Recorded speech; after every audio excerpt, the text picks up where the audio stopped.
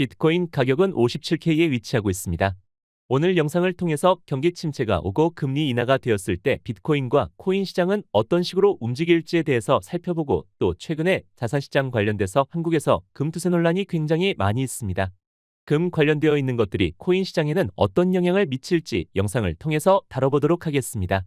선물 1300상으로 봤을 때 비트코인 가격은 54K 중반 55K부터 58K까지 쉼없이 올라오면서 포지션을 모두 정리해 가는 걸 확인할 수 있습니다. 그 뒤에는 시장의 포지션과 늦은 롱 포지션이 모두 다 사라져 있는 이런 모습을 확인할 수 있고요. 이 부분 같은 경우는 어제 영상에서 말씀드린 것처럼 56부터 60까지 아주 짙은 숏 포지션이 구축이 되어 있었다. 이 부분이 어떻게 될지 지켜보자라고 말씀을 드렸는데, 세력들이 같은 경우는 단기적으로 이 부분을 먹기 위해서 비트코인을 조금 올린 모습을 확인할 수 있습니다. 이걸 또 명확하게 볼 수 있는 자료가 있는데, 이 부분은 비트코인 관련돼서 굉장히 고배율 롱 포지션을 구축을 하고 고배율 Q 포지션을 구축하고 있는 히트맵인데요. 보시게 되면 여기서 숏 포지션이 아주 많이 고배율 슈퍼 늘어나고 있던 걸 확인할 수 있습니다. 체력 같은 경우는 너무나 단기적으로 잠깐 올리는 것은 쉬운 일이기 때문에 이 부분들 모두 다 정리하고 청소를 한 다음에 그 뒤에 이야기를 만들어 가고 있다고 보시면 되겠습니다. 제가 선물 300을 자주 말씀을 드리고 여러분들께 단기적인 뷰에 대해서 이야기를 드리는 이유는 두 가지가 있습니다. 일단 단기적인 뷰를 봤을 때 현물보다 선물의 월등히 많은 거래 볼륨량이 있기 때문에 이 부분을 봐서 이 움직임에 대해서 우리가 볼 수 있는 게 첫 번째군요. 두 번째 같은 경우는 이 고배율 같은 경우는 롱이든 표시된 여러분들이 하지 않았으면 하는 바람이 있습니다.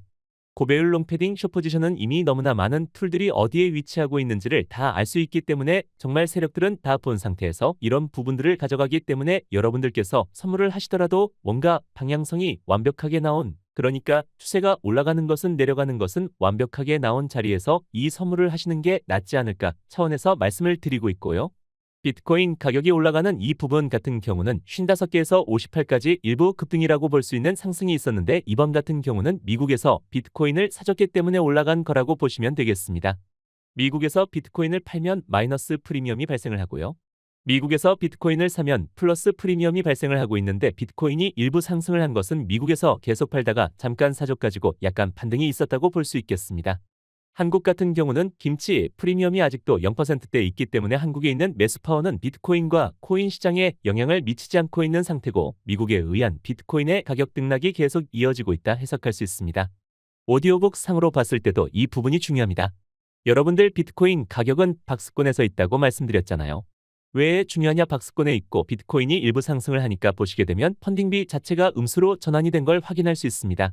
음수로 전환이 됐다는 말은 시장에 있는 리테일들, 플레이어들이 비트코인의 숏 포지션을 구축을 하고 있다라는 말과 같고, 일부 올랐기 때문에 하락을 할 거다라고 하면서 슛을 바라보고 있는 사람들이 늘어나고 있는 그런 상황이고요. 실제로 우루과이가 급등을 하고 있기 때문에 조세 베팅을 하는 사람들이 증가하고 있다는 걸 자료를 통해서 확인이 가능하고, 다만 한 가지 더 바로 쓸 수 있는 중요한 자료 지표가 뭐냐면 오디오북 상에 점점 비트코인 관련되어 있는 매수벽이 촘촘해지고 있다. 의미 있는 변화가 조금씩은 발생을 하고 있다는 걸 인지를 해야 되겠고, 우루과이의 변화 같은 경우는 보시면 계속 올라가고 있기 때문에 이 부분이 시장에 다시 한번 변동성을 줄 수 있는 부분들로 가고 있다, 그 정도로 이해하면 되겠습니다. 하지만 저는 개인적으로 레이트쇼이거든요.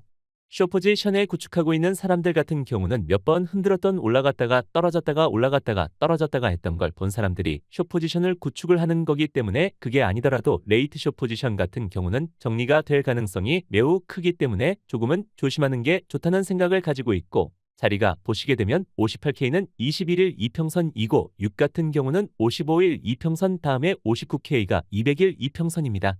이런 부분들 같은 경우는 불시그널을 봤을 때도 21일 이평선과 20일 이평선을 보는 사람들이 많이 있기 때문에 이 부분이 겹치는 그런 구간에 비트코인 올라가고 있는 상태고, 58, 5960 뭉뚱 그려서 58부터 20까지는 강력한 저항대로 작용을 할 수 있는 중간 지점에 있기 때문에 이 부분을 어떻게 돌아가는지 힘있게 뚫는지에 대한 여부, 단기적으로 굉장히 중요한 자리라고 볼 수 있겠습니다.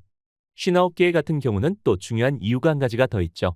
비트코인 현물 이브를 매수한 사람들의 평균 단가가 59이기 때문에 58, 59, 5960, 57까지 올라와 있기 때문에 그 바로 윗단이 아주 중요한 자리대다라는 것들은 인지를 하면서 비트코인이 어떤 식으로 가야 될지, 그리고 비트코인이 가는 것들이 무엇을 의미하는지를 보면 되겠습니다.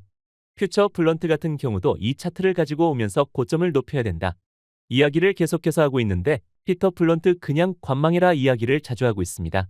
관망하라는 이유가 추세가 완전히 전환이 되지 않은 상황이기 때문에 추세가 전환이 되면 그 뒤에 알아서 이런 모습을 보일 것이기 때문에 같은 경우는 추세가 전환이 될 때까지는 관망하는 게 좋다.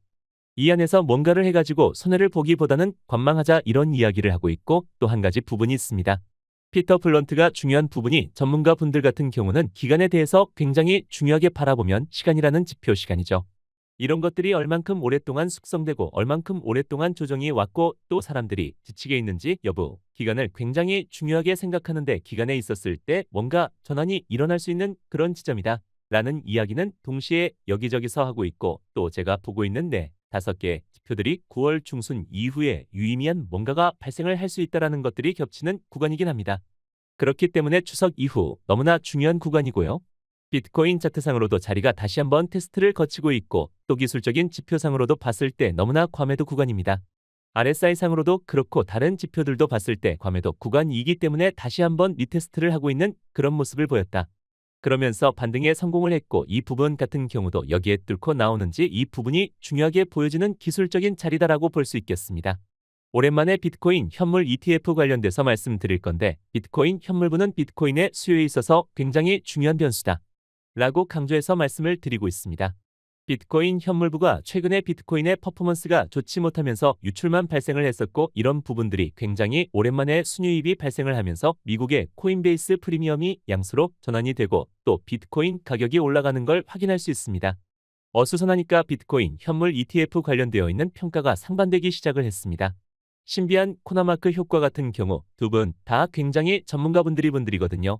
비트코인 현물이 관련되어 있는 발언들이 있어서 많은 사람들이 이분의 이야기를 바라보는 그런 분들의 위치인데 이 분들이 싸우고 있어요. 신비한 것 같은 경우는 비트코인 현물이 뒤에 부가 성과가 많이 떨어진다. 실제로 기관이 많이 들어오지 않았다.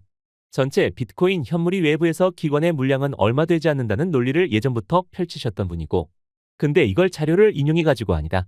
비트코인 현물이 지프의 기관 유입은 전체 파일에서 잡을 수 있지만 들어온 것들을 봤을 때 절대적으로 많은 부분을 차지하고 있기 때문에 기관이 내에서도 정말 많은 채택을 하고 있다는 거에 대해서 인정을 해야 된다. 두 개의 파가 갈려가지고 비트코인 현물 ETF로 가지고도 싸우고 있습니다. 이 부분은 명확합니다. 비트코인 가격이 너무나 오랫동안 행보를 하고 있고 조정을 하고 받고 있기 때문에 파가 갈려서 싸우고 있는 그런 단계까지 이르렀다고 보시면 되겠습니다.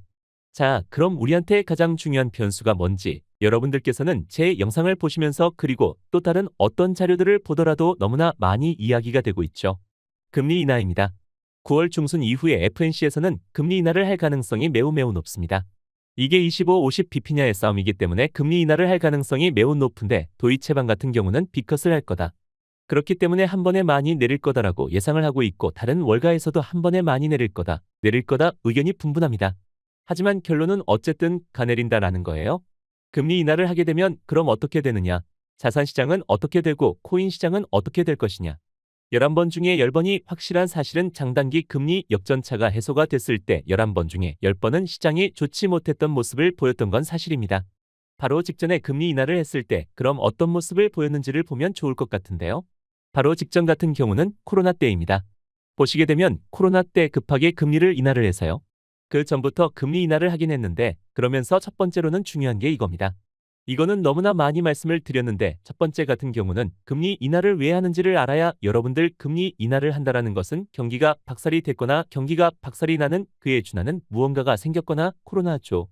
경기가 박살이 날 것 같거나 이럴 때 금리 인하를 단행합니다.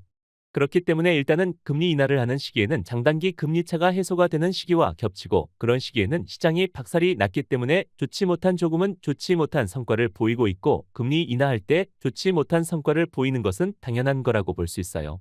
근데 코로나 때도 마찬가지로 금리 인하를 했을 때 시장이 완전히 붕괴가 돼서 저희 때는 코로나라는 특별 변수가 있기 때문에 붕괴됐지만 그냥 금리가 인하가 되면 시장이 좋지 못한 모습을 보인다 정도는 우리가 분명히 인정을 해야 됩니다. 그런데 두 번째로는 금리 인하를 하고 나면 어떻게 되냐? 라고 봤을 때 비트코인 가격은 그 뒤에 엄청난 상승이 있었습니다. 이것은 다른 시장도 다 마찬가지입니다. 제가 여기서 강조하는 게 두 가지인데 경기가 박살이 났을 때 금리를 인하를 하게 되면 자산시장이 붕괴가 된 다음에 좋아지는 거고요. 경기가 박살이 나지 않고 선제적으로 금리 인하를 하게 되면 그 뒤에는 일부 조정은 올 수 있지만 그 상태에서 올라간다. 아무도 알 수 없습니다.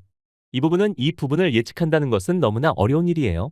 하지만 이 흐름에 대해서 이해하고 그렇기 때문에 단기적인 투자가 아니라 중장기적인 투자를 하는 우리들 같은 경우는 답이 사실 정해져 있다고 저는 개인적으로 생각을 하고 있는데 여러분들은 이런 부분들을 어떻게 판단할지는 잘 모르겠습니다. 하지만 저는 여기에 베팅을 하고 있는 사람이고요.